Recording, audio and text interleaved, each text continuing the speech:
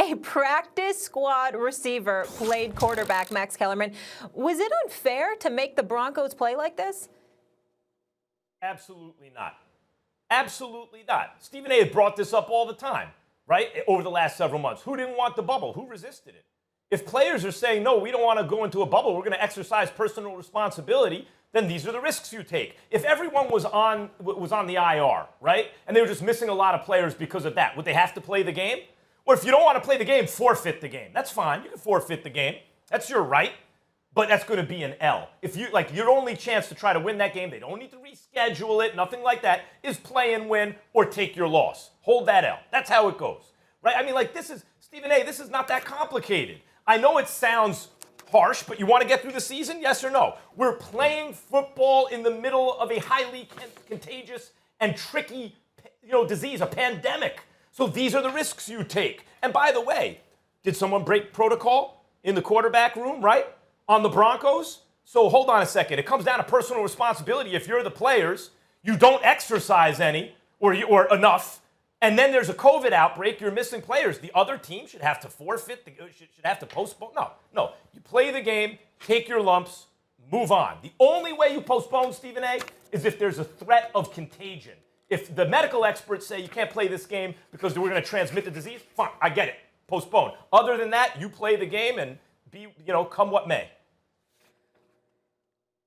Max, I'm not getting into the particulars in terms of, because I totally agree with you about the contagion part. I also agree with you from the standpoint that, look, players had an opportunity to have a bubble. They didn't want a bubble. Here's where we part ways, and I emphatically disagree with you. I'm thinking about the fans in this regard. Max, this is an extreme situation. There are alterations. There are exceptions that are made when extreme circumstances take place. They did not have a quarterback. According to folks in the NFL, the Broncos actually called to try to beg the NFL to allow their quality control coach to come onto the field and play quarterback for them because he knew the playbook. That's how desperate of a situation it was. So you are the New Orleans Saints, and you walk into a game playing against a team that literally, not figuratively, literally has no quarterback. There's nobody to play the position. I would have rather had them, they've been made to forfeit the game than be subjected to that kind of stuff. Because again, you're playing, you still got defensive players, you're still playing a football game. It's still a violent sport. Somebody could ultimately go out there, get themselves hurt, et cetera, et cetera. I understand this kind of stuff comes with it. I get it. But I'm saying that there are extreme circumstances that could take place at a time where you're literally looking at a game and saying, we're really going to play this game. You have a situation where no quarterback was available. And when I heard the news Saturday night, Max, no quarterbacks are available for the Denver Broncos, you know what I actually thought about and tried to speak to the NFL about, but I couldn't get anybody on the phone over the weekend?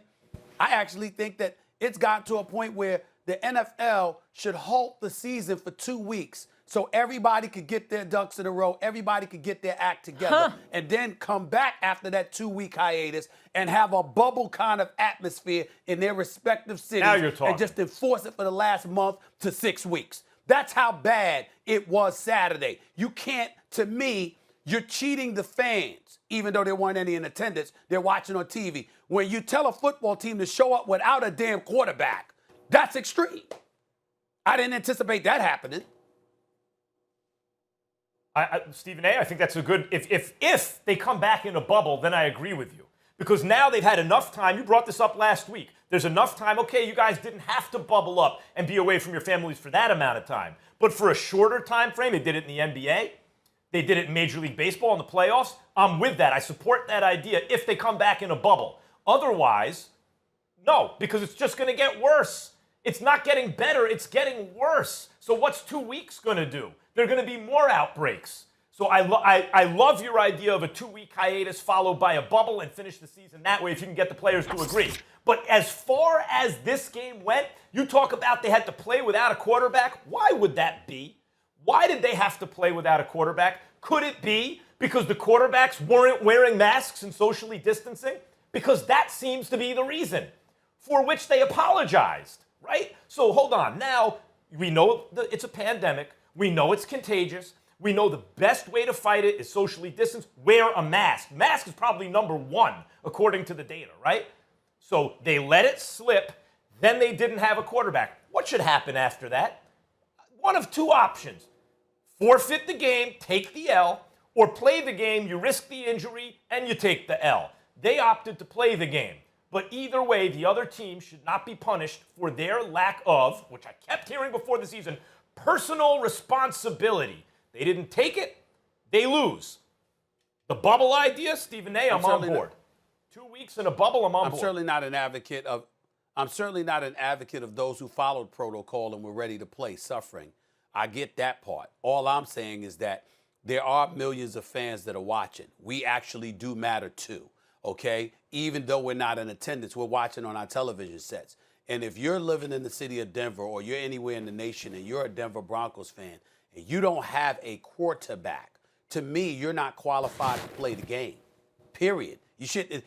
To me, there's not a game that should take place. If the quarterback position is a position that you're supposed to have fulfilled, obviously so, and you don't have any of your dudes eligible to play, none of them, to me, you shouldn't be playing the game.